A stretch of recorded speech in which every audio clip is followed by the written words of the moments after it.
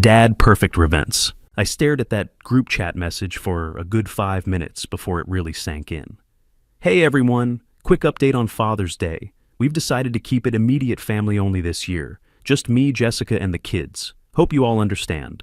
My name's Victor Pierce. I'm 65 years old. And that message from my son Michael just shattered everything I thought I knew about my family. Let me back up a bit. I spent 35 years working for Pacific Telecommunications, climbing utility poles and running fiber optic cables until my knees couldn't take it anymore. My wife Dorothy and I, we lived simple, saved every penny we could. We had plans, travel a bit, maybe buy that little cabin up in Montana we always talked about. Then Dorothy got pancreatic cancer 3 years ago, gone in 8 months. After that, well, those dreams just seemed pointless. The money just sat there in the bank, earning interest, mocking me.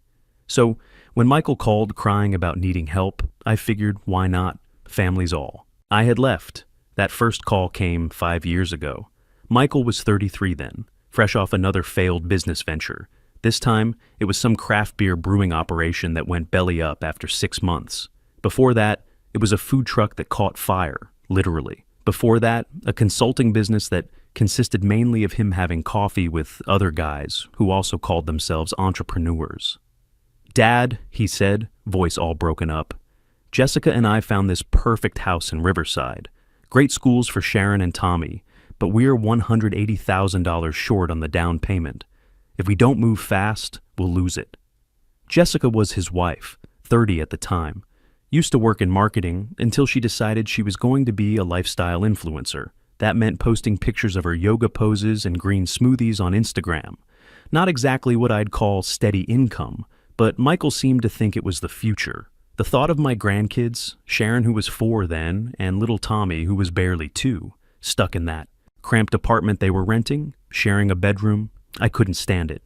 Dorothy always said, family comes first. So I wrote the check.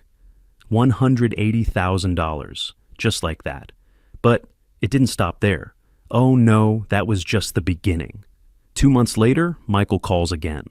The mortgage payment is $3,500 a month, plus another $700 for property taxes and insurance. His latest business idea, some kind of subscription box service for pet supplies, wasn't taking off like he'd hoped. Could I help? Just temporarily, until things got rolling. Temporarily turned into 5 years. I set up an automatic transfer, $4,200 every month, straight from my account to theirs. Then came the private school fees. Jessica insisted Sharon was gifted and needed special attention. That was another $2,200 a month for some fancy academy. Tommy's preschool was $800 a month. Then there were the car payments. Jessica needed something safe for the kids, she said. So I helped with the lease on a $650 a month BMW Michael. Needed something professional for his business meetings, so that was another $550 for his Audi. I kept track of it all in a composition notebook, the old-fashioned kind. Every payment, every month.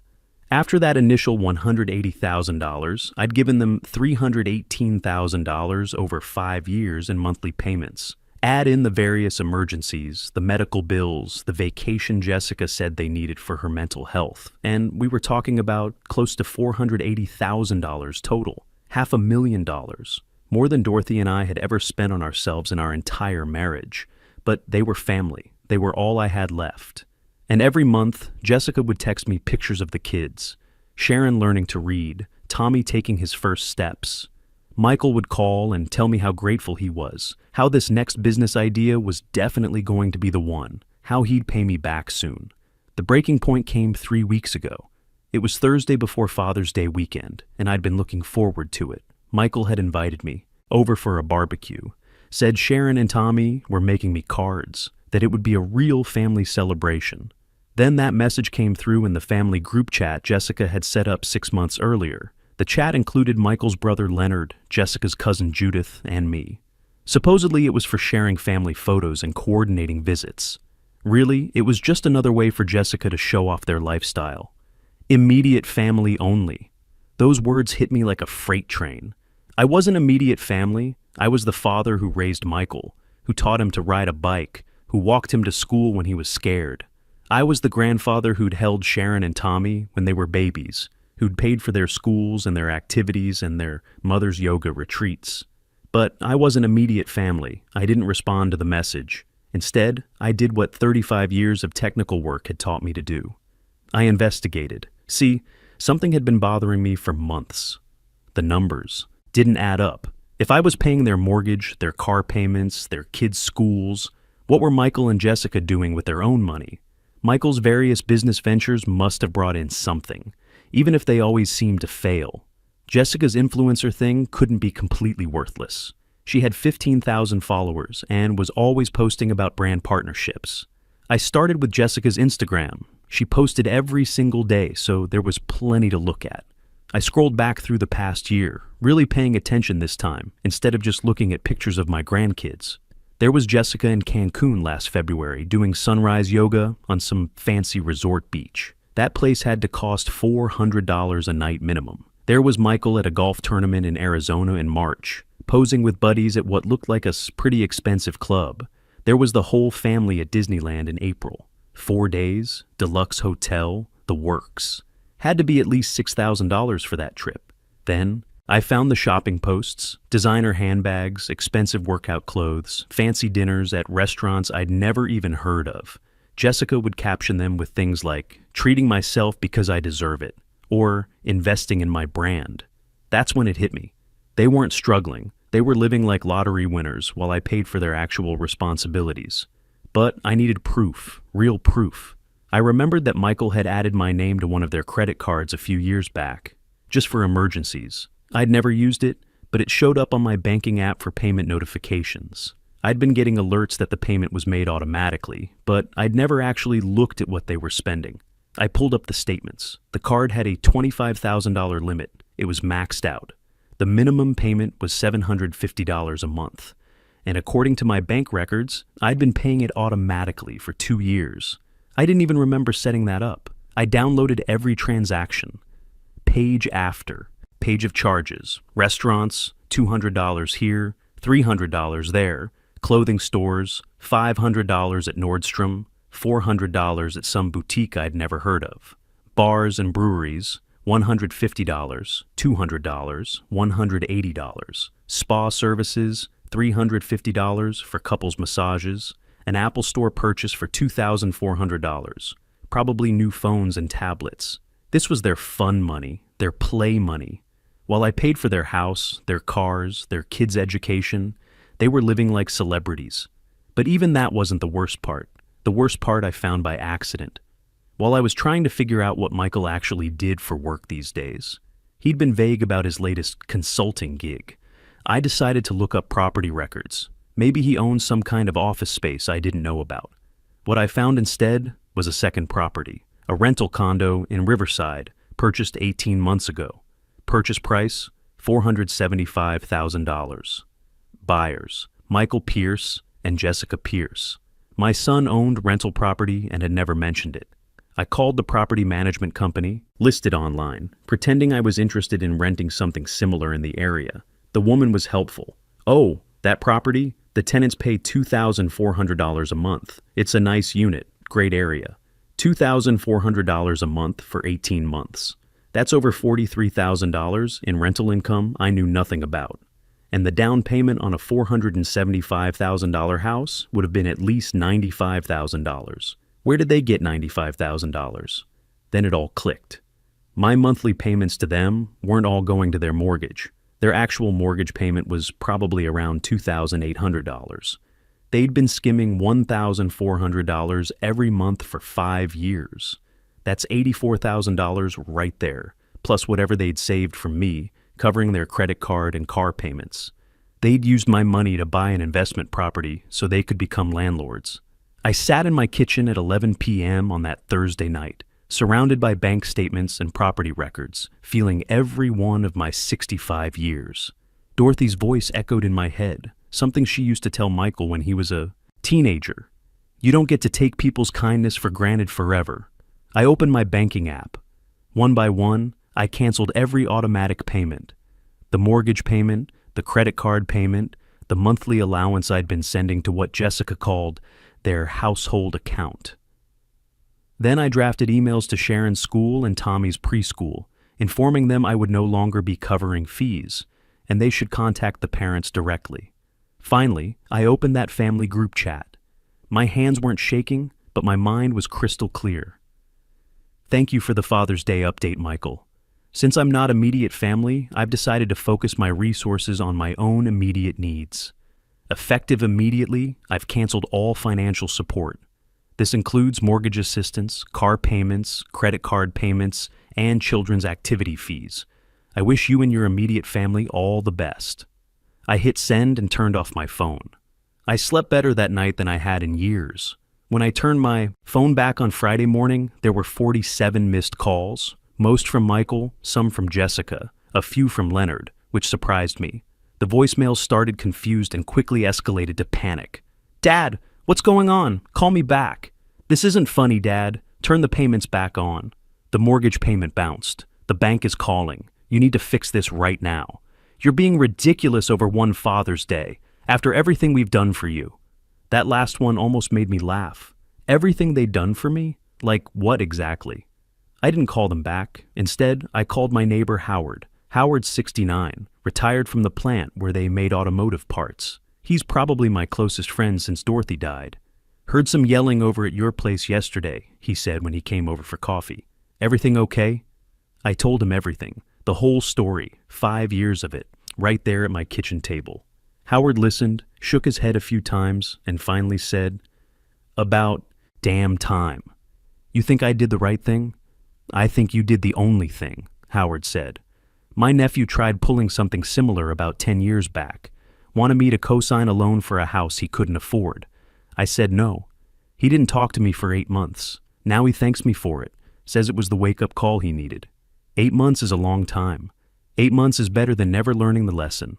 Saturday morning, Michael showed up at my door. I watched him park his Audi, the one I'd been helping pay for, in my driveway. He was still in his golf clothes. Apparently, some things were more important than family emergencies. I opened the door before he could knock. We need to talk, he said, pushing past me. Actually, we don't, I replied, but he was already in my living room. What the hell is wrong with you? He demanded. Do you have any idea what you've done? The mortgage payment bounced. Jessica's credit card got declined at the grocery store. Sharon's school called, saying we're behind on tuition. I've been paying that tuition, I corrected. Past tense. Michael's face was red. This is about Father's Day, isn't it? We just wanted one day as our own little family. One day without... He stopped himself. Without what? I asked quietly. Without obligations, he finished, but we both knew that wasn't what he'd started to say. Let me tell you what I know, I said. I'd prepared for this conversation. I know about the rental property in Riverside. I know you've been collecting $2,400 a month for 18 months. I know you use my money to buy that property. I know about the trips to Cancun and Arizona and Disneyland. I know about the $25,000 credit card you maxed out on restaurants and shopping while I paid the bill. I know exactly where my money went, Michael. His face went from red to white. That's our business. What we do with our money is our business. It became my business when my money paid for it. That was a gift, he said. Gifts come with gratitude, I replied. What you showed me was entitlement. You're going to regret this, Michael said, his voice low and threatening. Jessica is your daughter-in-law. Sharon and Tommy are your only grandchildren. You really want to die alone because you're too stubborn to help your family? That's when I knew I'd made the right decision, because a man who loved his family wouldn't threaten their grandfather. A man who appreciated help wouldn't weaponize his children. I think you should leave, I said. Michael slammed the door so hard it rattled Dorothy's picture on the wall. Jessica called an hour later. Her voice was small, broken. Dad, please. We're going to lose the house. They're going to repo the cars. Sharon's school called. I don't know what to do. What you do, I said gently, is what every other adult does. You figure it out. I can't believe you're doing this to us. Mom would be ashamed of you. That hurt, and it was meant to hurt. But I'd had time to think about what Dorothy would actually say. Your mother, I said carefully, would be ashamed that I let you become someone who thinks love equals money. She'd be ashamed that I let you treat me like an ATM instead of a father. but she'd be proud that I finally set boundaries. There was a long silence. Then, "We didn't mean it like that." "How did you mean it?" Another silence. "I have to go," she finally said. The next few weeks were revealing. Michael and Jessica had to sell the Audi immediately and buy a 12-year-old Honda. The BMW lease ended, and they couldn't afford another one, so they got a used Toyota. Sharon moved from private academy to public school. Tommy had to leave his expensive preschool. They kept the house, but barely. I found out through Leonard that they'd taken a loan against the rental property to catch up on the mortgage. They cut their lifestyle dramatically. No more restaurants, no more shopping sprees, no more weekend trips. Michael finally got a real job, working sales at a local HVAC company. Jessica picked up extra yoga classes and started working part-time at a health food store. I wasn't getting regular updates, but Leonard would drop by every couple weeks. He felt bad about the whole thing, said he'd tried to warn Michael that treating me like a bank wasn't sustainable. Leonard had always been the responsible brother. Worked construction, saved his money, owned his house outright. Michael's learning the hard way, Leonard told me, about 6 weeks after everything went down. Jessica, too. They had to cancel their vacation to Hawaii. The kids are asking why they can't do the things they used to do. What's Michael telling them? The truth, finally. That Grandpa was helping more than they realized, and now they need to live differently. That actually made me feel better. At least Sharon and Tommy would learn that money doesn't just appear magically. 10 weeks after Father's Day, Jessica sent me a text. "Can we talk?" We met at a Denny's halfway between our houses, neutral ground. Jessica looked different, thinner, tired, but somehow more solid, more real. "I've been seeing a therapist," she said, stirring sugar into her coffee. "We both have. Couples therapy and individual for me." I waited. The therapist asked me to map out where our money was going. When I did that, when I really looked at it, she stopped, swallowed hard. "Victor, I didn't realize how much you were covering. I mean, I knew you were helping, but I didn't add it all up. The mortgage, the cars, the schools, the credit card. I stopped thinking about money as real. Because it came from me," I said quietly. "Because it came from you," she agreed, "and I took it for granted. Worse than that, I took you for granted." "The rental property," I said. "That hurt the most." Jessica's eyes filled with tears. "That was Michael's idea. He said we should invest, build wealth. I told myself we deserved it, that we'd worked hard. But the truth is we used your money to do it, money you gave us to survive, and we used it to get ahead instead." "Why didn't you tell me?" "Because I knew how it would look," she said simply. "I knew you'd realize we didn't actually need your help anymore, that we were choosing to take it anyway." We sat quietly for a while, watching other families eat their weekend breakfast. Regular families who paid their own bills and didn't need their grandfather to fund their lifestyle. "The thing about immediate family," Jessica finally said, "is that you're the most immediate family I've ever had. You loved me without conditions, and I threw that away because I was embarrassed to have my elderly father-in-law at my Instagram Perfect Father's Day. That was specific enough to be true." "What changes now?" I asked. "Everything," she said. "We're not asking for money. We're not asking for anything except a chance to rebuild our relationship on real terms. I want you to know Sharon and Tommy as people, not just as kids whose bills you pay. I want to have you over for dinner, potluck style, like normal families do. And Michael is learning humility the hard way," Jessica said with a weak smile. "Turns out nobody takes you seriously when you can't pay your own bills. He wants to apologize, but he's ashamed. He will eventually." I looked at my daughter-in-law, really looked at her. I saw something new there. Accountability. "Let's start small," I said. "Sunday dinners, every other week. You cook, I'll bring dessert. We talk, we spend time together, and money doesn't come up." Jessica nodded, wiping her eyes. "Thank you." "Don't thank me," I said. "This is what you should have had all along." That was 3 months ago. We've had 6 Sunday dinners since then. The first one was awkward, the second was better.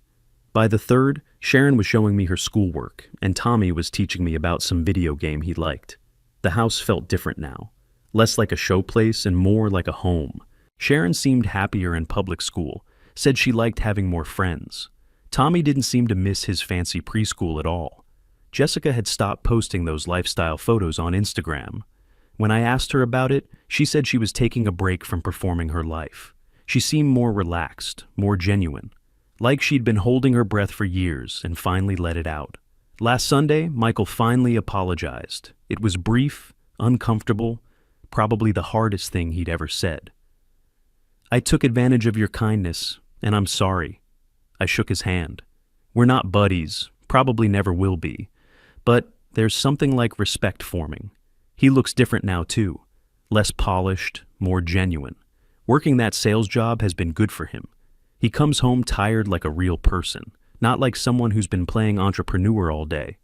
"The HVAC company wants to promote me to regional manager," he told me during one of our dinners. "It's real work, real responsibility." I forgot what that felt like. Jessica hasn't posted on Instagram in 2 months. She says she's taking a break from performing her life. She picked up more hours at the health food store and is teaching 4 yoga classes a week now. They're not wealthy, but they're making it work. The rental property brings in enough to supplement their income, and they're living within their actual means now. Michael sold his golf clubs last month, said he needed the money more than the hobby. I almost offered to help, then caught myself. That's the old me talking. The new me knows that sometimes struggling a little bit is what makes people appreciate what they have. As for me, I'm finally doing some of the things Dorothy and I planned. I bought a plane ticket to Montana for next month to look at that cabin we always talked about. Found one online for $89,000 that looks perfect. It's got a little workshop where I can do woodworking, maybe build some furniture for Sharon and Tommy when they get older. I joined a woodworking club at the senior center. Turns out there are a lot of guys my age who spent their careers working with their hands and want to keep doing it. We're building a playground for the local elementary school. Feels good to create something instead of just funding other people's dreams. Howard and I have been taking fishing trips up to the lake every couple weeks. Dorothy always said I worked too much, never took time to enjoy life. She was right. I'm 65 years old. If not now, when? The other day, Sharon asked me if I was still mad at her mom and dad. I was never mad, I told her. I was sad that they forgot what family really means. "What does it mean?" she asked. I thought about that, about Dorothy and the life we built together, about the years I spent thinking money was how you showed love, about Michael and Jessica learning to stand on their own feet, about Sharon and Tommy getting to see what real work looks like. "It means showing up," I finally said. "Not just when it's convenient, but showing up when it's hard too. It means being grateful for what you have, instead of always wanting more. And it means loving people for who they are, not what they can do for you." Sharon nodded like she understood. Maybe she did. Kids are smarter than we give them credit for. "Will you come to my school play next week?" she asked. "Wouldn't miss it," I said. And I meant it. Not because I'm paying for the school or the costume or the transportation, just because that's what grandfathers do. Last week was my 66th birthday. Michael and Jessica invited me over for cake. It was a grocery store cake, nothing fancy. Tommy had written "Happy Birthday, Grandpa" in green icing with the spelling wrong. But they sang to me, all 4 of them, off-key and enthusiastic. Sharon gave me a drawing she'd made of our family, 5 stick figures holding hands. I'm on the end, but I'm part of the line. That's what matters. I put that drawing on my refrigerator, right where Dorothy's shopping list used to hang. I think she'd approve, not of how long it took me to figure things out maybe, but of the fact that I finally did. Sometimes the best gift you can give someone isn't money or support or endless help. Sometimes it's boundaries, consequences, and the chance to learn who they really are when they have to stand on their own. I'm not an ATM anymore. I'm just a father and grandfather who finally learned that love isn't measured in dollars, but in who shows up, who does the work, and who chooses connection over convenience. The rental property situation worked out better than I expected. Michael and Jessica kept it, but now they use the income responsibly. Half goes to their emergency fund, half goes to a college savings account for Sharon and Tommy. They learn the difference between building wealth and just spending money. Leonard stops by regularly now. He brings his kids over sometimes, and Sharon and Tommy get to play with their cousins. It's nice. Having more family around, the kind that doesn't cost me anything except time and attention.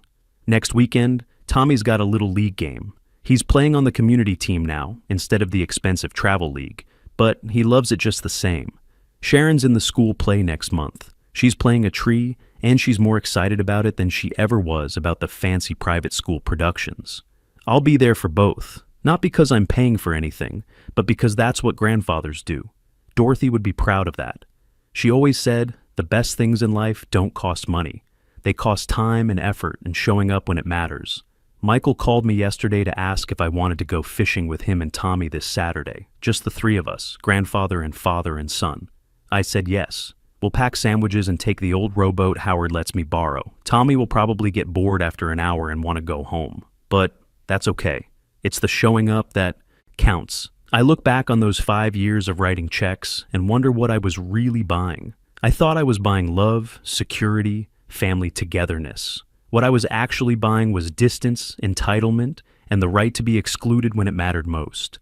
Now I've got something better. I've got a family that chooses to spend time with me, not because they have to or because I'm funding their lifestyle, but because they want to. I've got grandchildren who see me as a person, not a bank account. I've got a son who respects me again, and a daughter-in-law who appreciates what I sacrificed for them. That's enough for me. Finally. Dorothy would be proud of all of us. The hardest lesson I learned at 65 was that sometimes loving someone means letting them fall, because only when they hit the ground do they learn to stand on their own 2 feet. I spent 5 years trying to buy my family's love with money, only to discover that real love costs nothing but demands everything. Your time, your boundaries, and your courage to say no when yes would only hurt them more.